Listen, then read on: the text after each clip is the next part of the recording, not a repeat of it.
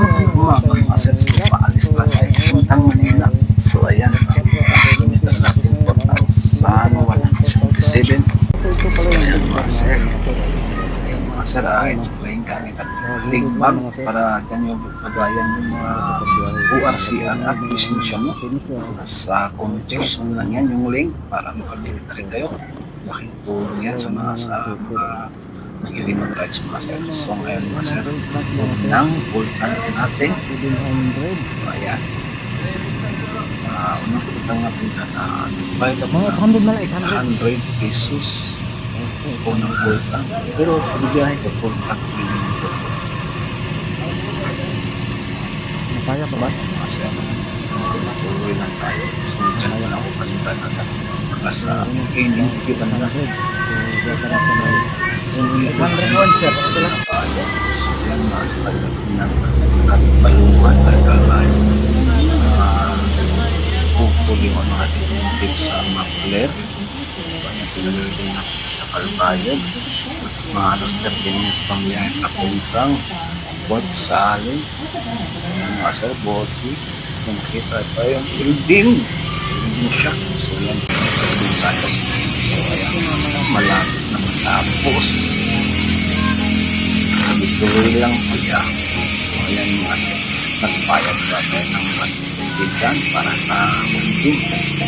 So, ayan mga sir, nasa ali na tayo. Mga alas 11:30 yata ako nakarating dyan. So, malis tulo sa amin, mga alas 4:30 o halos mag-alas 5 na. So, nakarating tayo dyan ng mga alas 11:30. Halos magtangali na rin. Kung hindi tayo nabitin dun sa Mapler natin, siguro mga alas 11 o alas 10:30 makarating tayo. So, nasa loob na pala tayo ng ferry boat. Yan, nakasakay na tayo. Medyo, ang pasahero, hindi lang naman masyado marami. Kasi yung mga sakay, kunti lang yung bus ang nakasakay dyan. Kaya, hindi lang yung mga pasahero na sa bus. Pero yung mga panel, mga private, yun medyo marami. So, ayun mga sir, pag gusto mo palang mag-agis na 5 piso, 10 piso yan, agis mo sa lalo at kukunin na nila yan kahit gaano kalalim, mahabol ka nila yan. Grabe itong mga bago. Ito talaga yung hanap ng buhay nila. So, ayan mga sir, ang dami ng agis ng barya dyan mga sir. So ayan mga sir, siguro wala lang siguro patingnan kasi sa dami ba ng peridot dyan. Araw-araw, oras-oras. Kaya walang mga malaking isda yan. Kung mayroon man yung kaya sa malayo. So ayan mga sir, may peridot na sa kabila namin. Ayan mga sir, tuloy-tuloy pa rin sila. At umakyat pa yan sa pinakataas sa palpo at tatalo na sila.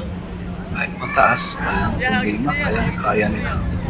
So, agad ko mga sa tuloy-tuloy na kaya. Nasa loob pa rin ako ng permo. Kaya na nga, sir.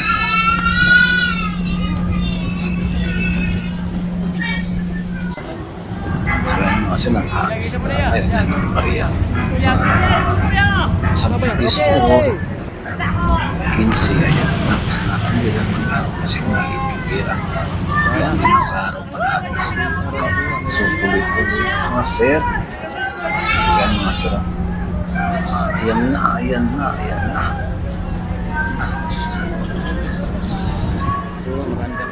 So, malapit na mga sir.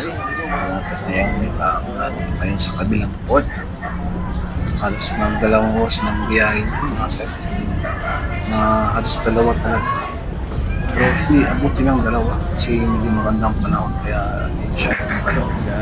So, alis ko kasi tuloy lang tayo. Ayan, pababa na kami. Ayan, mga sir. Ayan, dyan kami sa bus. So, ayan, bike natin.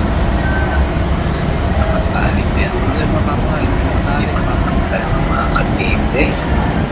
Sa mga katinde sa mga nakakantay dyan. Kasi para makakita na rin para pag-libre na. So, ayun ang masaya.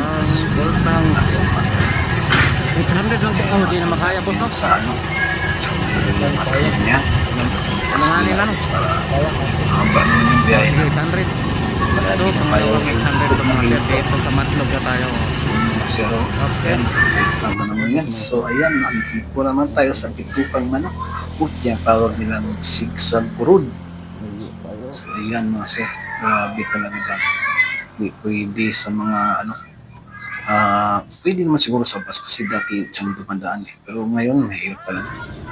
So, ayan mga sir, punta naman ulit tayo mga sir. Sa Quezon. So, mahaba na rin natin ako natin natin toll tank ulit para sigurado ang biyahe natin ito wala nang ito. Ito na lang kung medyo mahihi ka. So, ayan mga sir, ito ka lang dyan sa gilid. Tapos ihiatos, biyahe ulit. 20 mo lang boss, 20 pa.